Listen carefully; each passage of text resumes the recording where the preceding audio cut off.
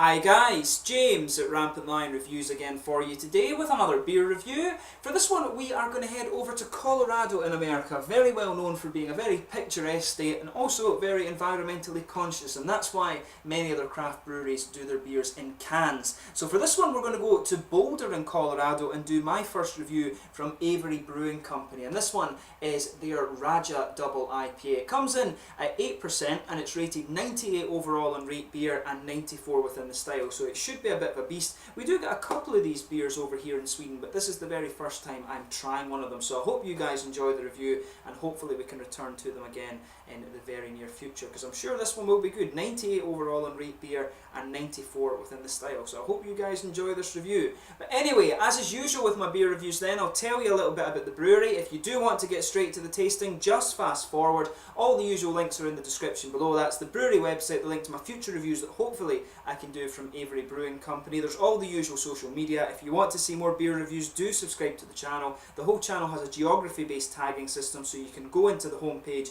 and search for beers based on country, city or state, whatever it is you're interested in. Do check out the whiskey and sake reviews and interviews and other things that are on the channel, and as always, please do get in touch and let me know some of the other beers and breweries you guys would like to see me review, especially if you're watching from Colorado. It'd be interesting to hear from you guys because it is quite a big beer state, but your support and your input to the channel is always hugely appreciated. So anyway, to tell you a little bit about Avery Brewing Company. So this company was founded by Adam Avery and his father Larry back in 1993, and like I told you, they're based in Boulder in Colorado. But he'd been an avid home brewer for quite a long time actually, but his first trip to Colorado was for rock climbing. He worked for a period of time at East Mountain Sports, and this was where he actually started to home brew with his boss. He did say in the article that I read, it was a Q&A article actually, he said that his old classmate used to home brew when he was in college, but the beers just didn't taste anything like the ones that his boss was producing, and this really was what made him actually catch the home brewing bug. But the brewery apparently struggled in the beginning because the beers they were making were really kind of big flavoured and aggressive on the hoppy side of things,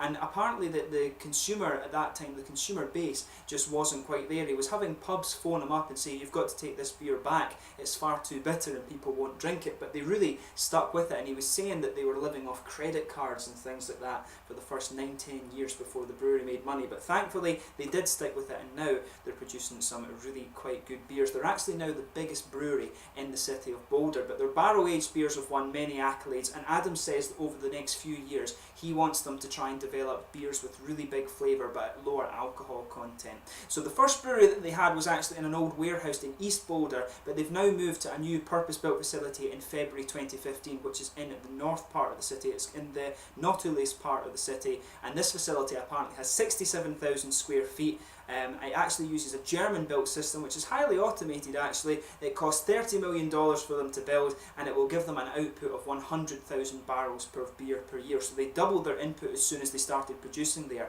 But the site also has an on-site restaurant that you can visit, and it's got a huge beer lab, which apparently will result in many, many new beers over the next little while. So they're a very interesting brewery. They are definitely interested in experimenting over the next little while, and they do have quite a big range of beers as well. So in their core range, they've got the White Rascal, the El Ghost, the India Pale Ale, the Lilikoi Capolo, Ellie's Brown Ale, the Raja Double IPA, which is this guy here, of course, Joe's Pills, and the Out of Bounds Stout. They've also got quite a few different series of beer as well. So in addition to their seasonals, they've also got the Holy Trinity, the Botanical Barrel, the Dictator, the Barrel Aged, the Annual Barrel, the Still Thirsty, and the Demons of Ale series. So as you can see, there's a lot of different beers. I think there was about 30 different beers that they were producing regularly when I checked out the website. So there's a lot of different things you can try from this brewery. They are highly regarded in Colorado beer circles, so pretty much pick a style you like from these guys, and it does seem that the odds do seem to say that you will enjoy the beer that you pick. But yeah,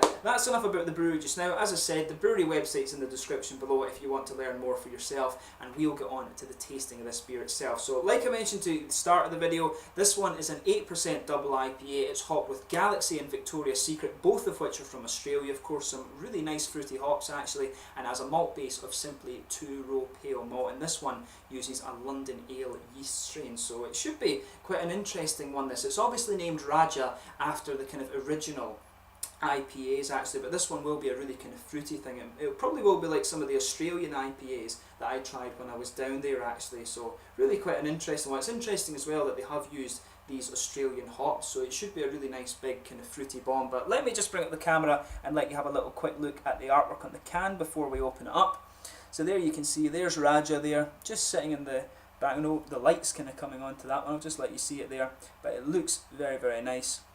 Nicely presented can, this one. There you can see the red, white and black that is Avery Brewing Company's symbol there, but it looks very nice. Incidentally, the new brewery that they've built is adorned in those colours, but very nicely presented beer, this one, and it is always cool to try these cans of beer from Colorado. So without further ado then, let's get this guy open and we'll get on with the tasting then. So yeah, we'll get it out and into the glass. Well, that's a bright yellow colour, this one, kind of pale golden straw actually. Very, very clear looking beer, this one as well. We'll just leave the rest of it in the can for the moment.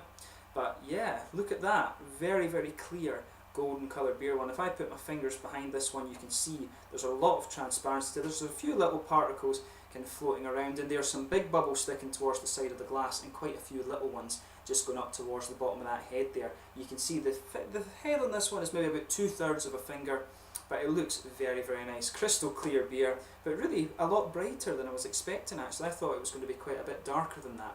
But yeah, it looks very nice. Let's have a closer look at the aroma then.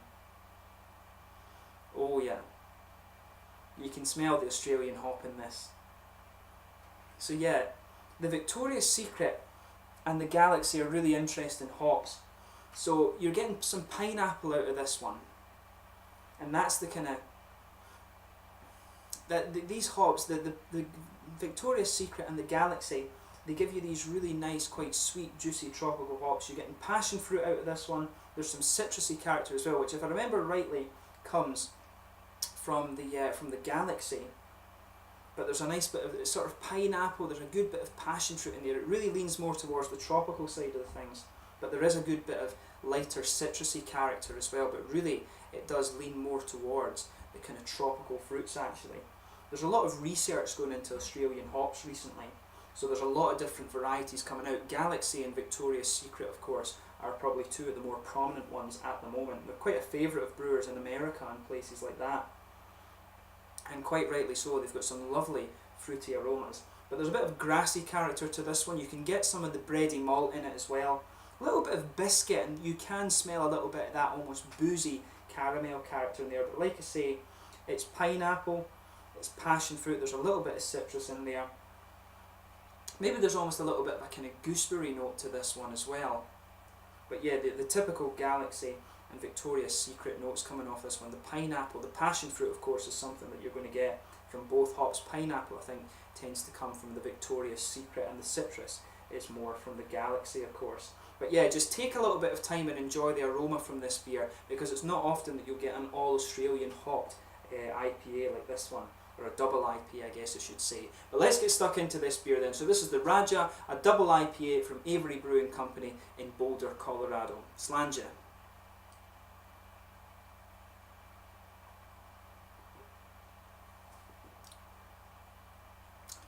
Oh yeah, that's pretty nice actually. That blends together very, very well, this beer.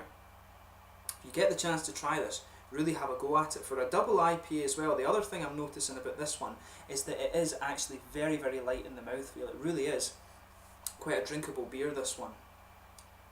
So just be aware of that. That's a good point.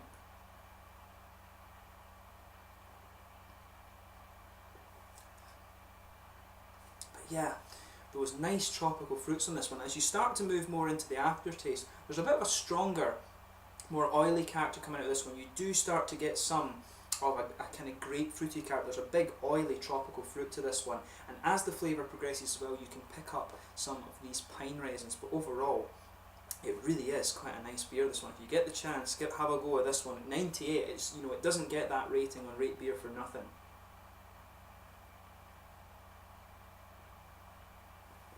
This, of course, is one of the small porters that we get in Systembolaget here in Sweden. So this isn't a regular beer in their range, of course, but this one is lovely. So yeah, there's a lot going on in this one. In the middle of your palate, you've got a nice kind of bready malt base to it. On top of that, you start to feel the thicker elements. There's a bit of biscuity character. You can get some of the stronger caramel in this one. Of course, that's the typical trait of these American kind of two-row malts.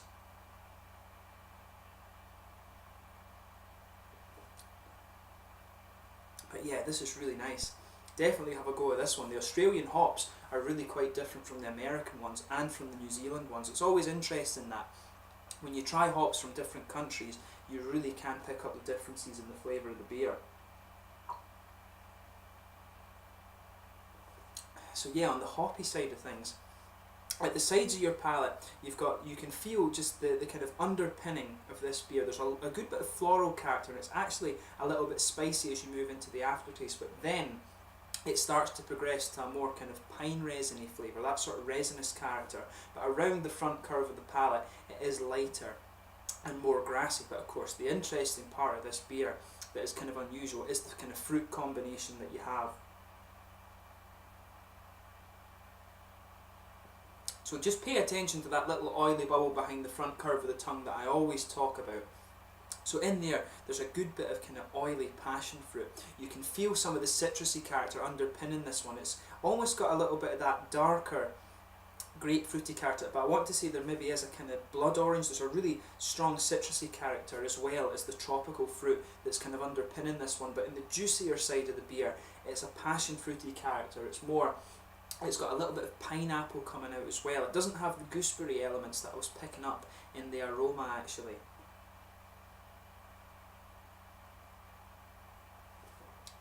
But yeah, it's really nicely done, this one. I certainly wouldn't hesitate to drink it again.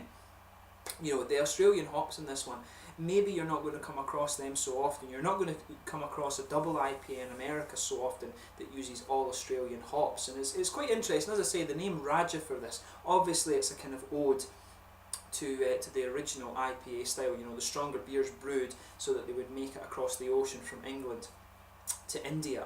But this one, you know, it's just interesting as well because it has these Australian hops in it, which is really nice.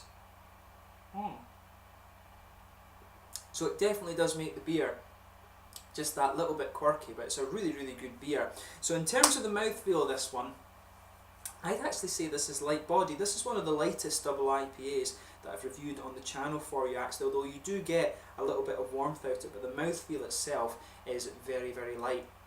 Carbonation, it does have a little bit of a prickle to it, but not really all that present. It's got a little bit of oiliness, but like I say, the mouthfeel really is more wet and quite drinkable than anything else. So you've got a nice big hoppy bitterness to this beer, you've got some juicy fruits, and the malt base actually is fairly mild in comparison to the hops. You know, it's not one of these big double IPAs that has a lot of caramelly character. Really, it does lean more towards the bready side of things, although there is a little bit of that kind of biscuity caramel sweetness that you would expect from this style. But overall, it really is quite nice. I would recommend that you have a go of this one. And do let me know as well what your other favourite beers from this brewery are. I certainly wouldn't hesitate to drink this one again, but what I would say is that I'd like to try it on tap and just see how it comes across with a bit of a thicker mouthfeel, because it is very unusual to find a double IPA that has as wet a mouthfeel and is as light and drinkable as this one. But overall, in terms of the flavour, which is the most important thing of course, it really is quite a good beer. And like I say, the Australian hops offer something a little bit quirky and different